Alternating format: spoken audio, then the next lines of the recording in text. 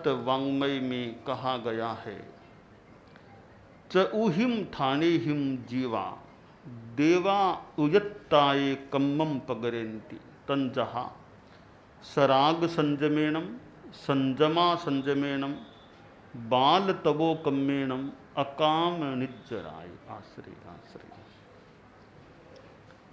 आचार्य भिक्षु पधार रहे थे।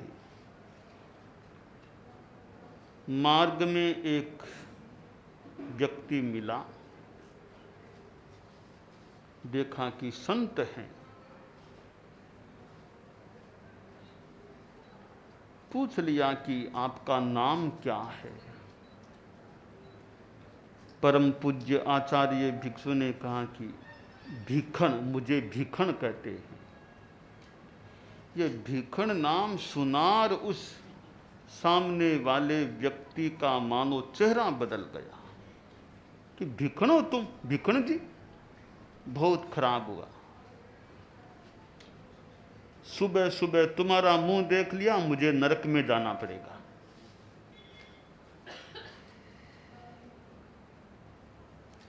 आचार्य भिक्षु ने इस बात को सुना।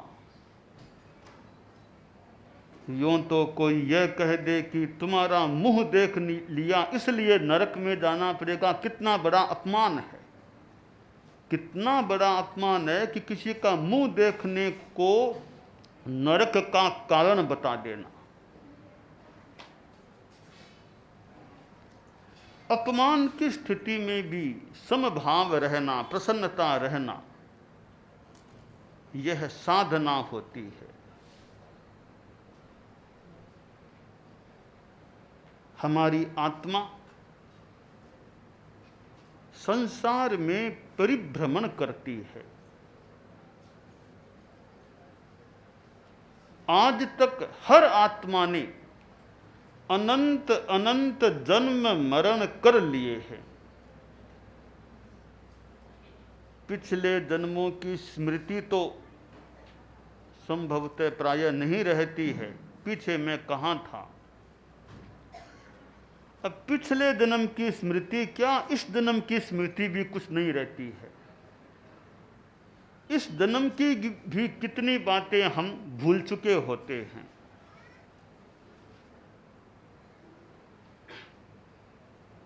हम 1 वर्ष के जब थे, क्या हमको याद है हम 1 वर्ष के कब थे? हम 6 महीनों के कब थे, हमको याद है क्या? हम 2 महीनों के कब थे, हमें कोई याद है क्या? अर्थात जो वास्तविकता है, स्पष्ट है, वो भी हमको याद नहीं है। हम कब 1 साल के थे, कब 6 महीने के थे, कब 2 महीने के थे। इसका मतलब है हम हैं तो भुलक्कड़ लोग, कितने विस्मृतिशील हैं, हमको इस जीवन की बात भी याद नहीं है जो स्पष्ट है। कितने लोग इस बात को जानते हैं कि यह बच्चा था, 6 महीने का था, हमने देखा था, हमें याद नहीं है।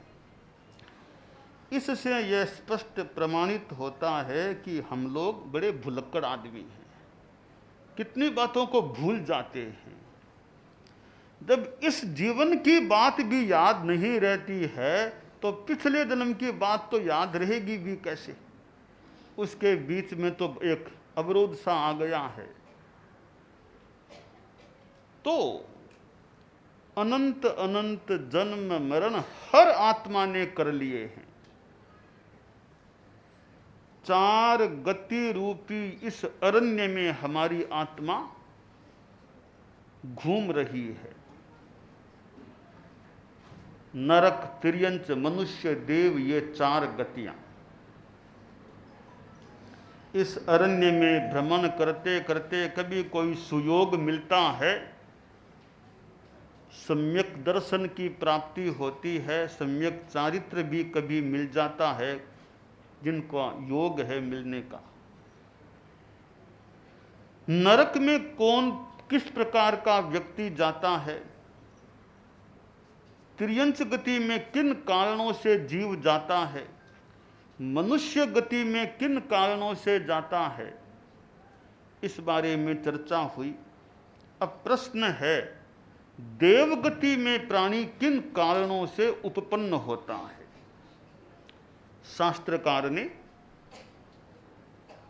इस पर प्रकाश डाला है और बताया है कि 4 कारण हैं जिनसे जीव देवगति के आयुष्य का बंद कर लेते हैं। पहला कारण बताया सैराग संयम, यानी संयम, साधुपन पालना। साधुपन पालने वाला व्यक्ति मृत्यु के बाद देवगति में पैदा हो सकता है। इसीलिए सामान्य भाषा में कहा जाता है कि भी अमुक संत उस समय देवलोक हो गए, यानी देवगति में चले गए। संत के लिए देवलोक हो गए, ऐसी भाषा भी आम मुख पर आती है।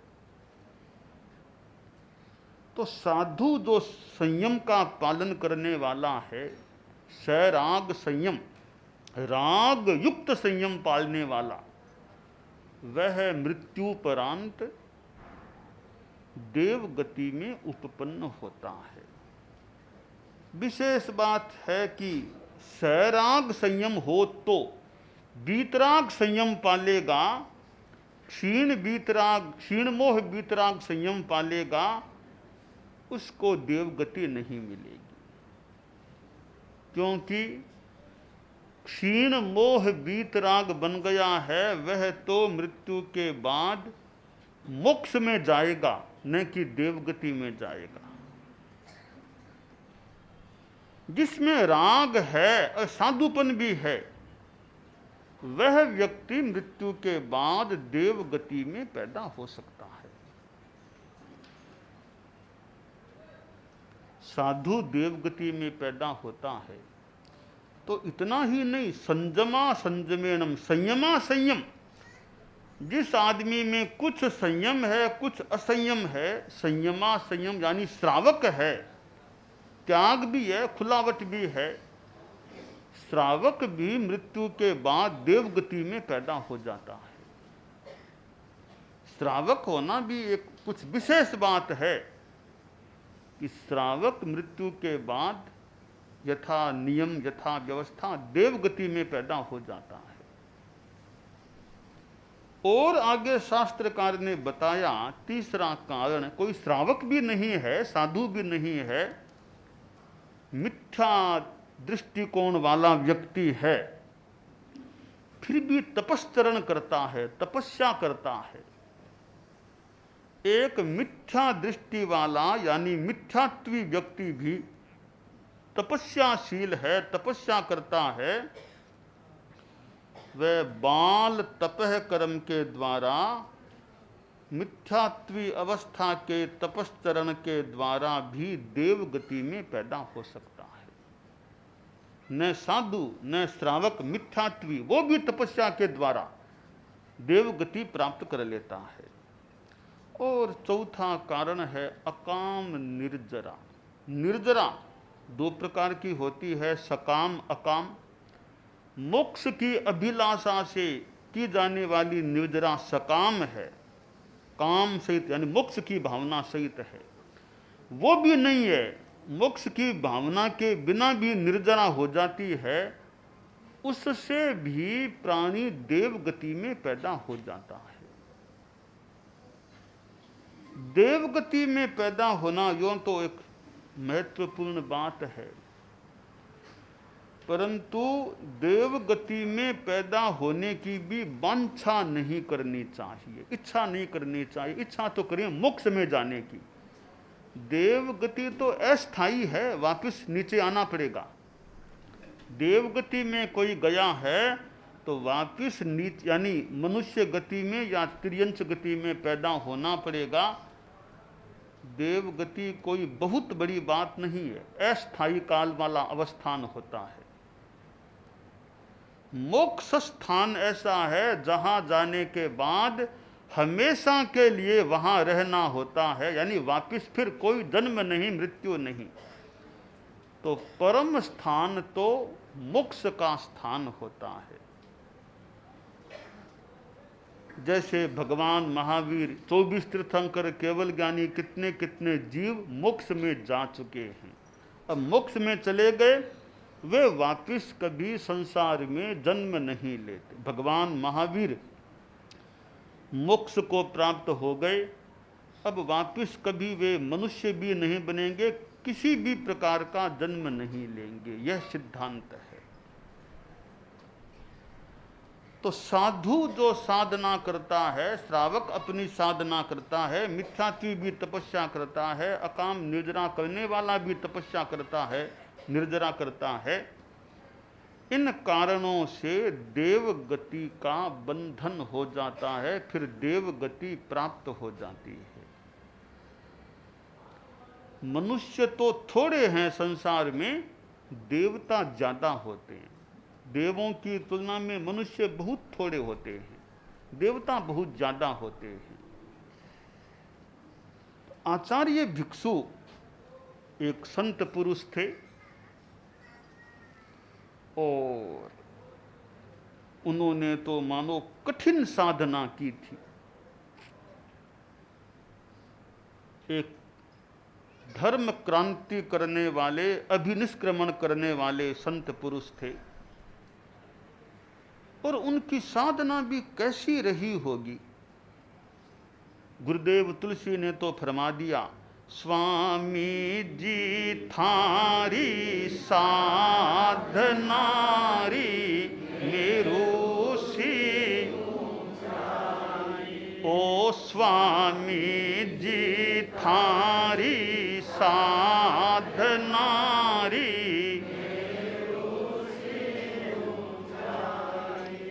मेरो सी ऊंचाई है, सागर सी गहराई, ओ स्वामी जी थारी साधनारी मेरो सी ऊंचाई। आचार्य श्री महाप्रज्ञ जी ने आचार्य भिक्षु के लिए फरमाया है, ज्योति का अवतार बाबा ज्योति ले आया,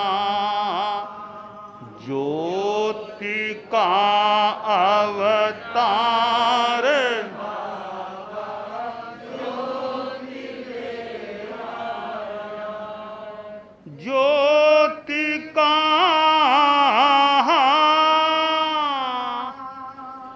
ज्योति का आभावलय आलोक गहराया,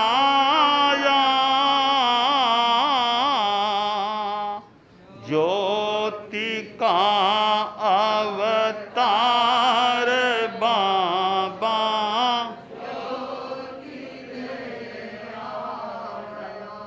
सूत्र का आधार मुझको, सूत्र मेरा प्राण, सूत्र मेरा सूत्र की आराधना से रहा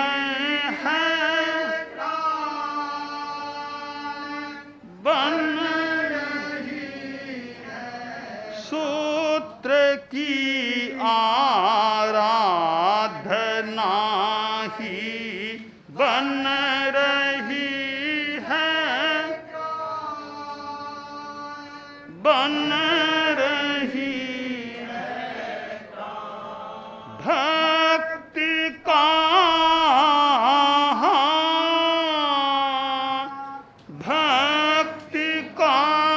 अवतार बाबा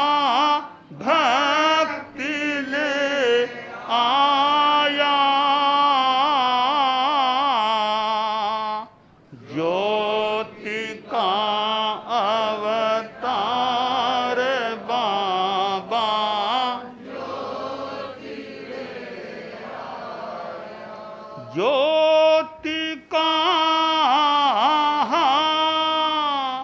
ज्योति का आभाव लय आलोक गहराया,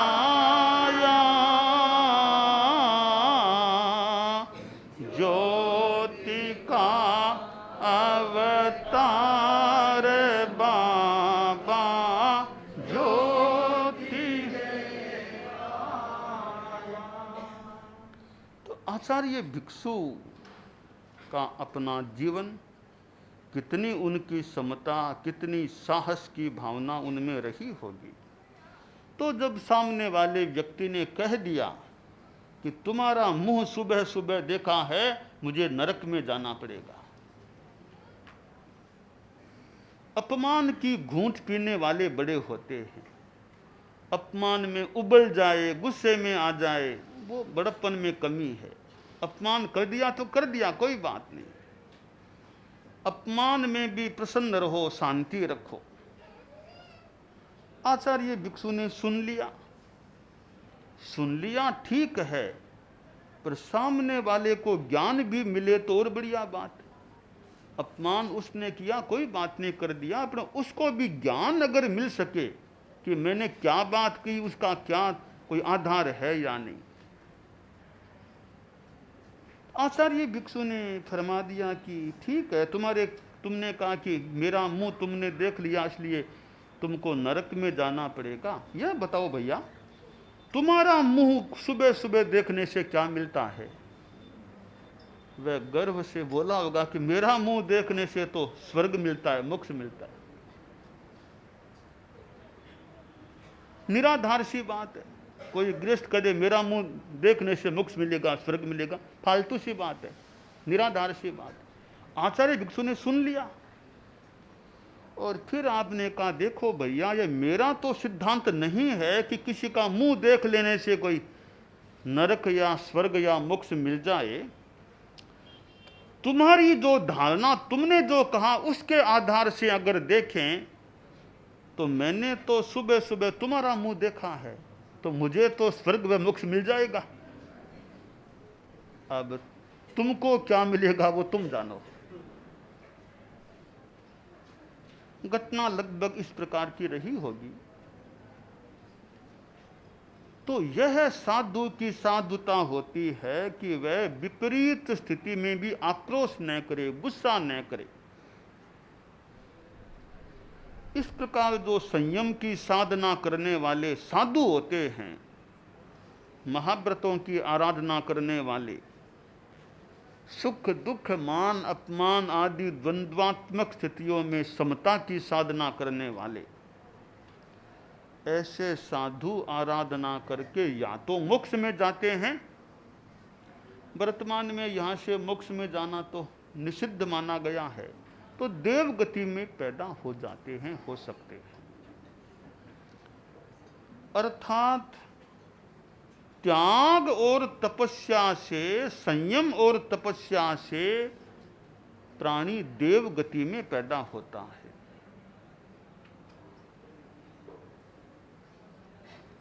देव गति में पैदा होने के बाद भी एक कालमान के बाद वह स्थान भी छोड़ना होता है।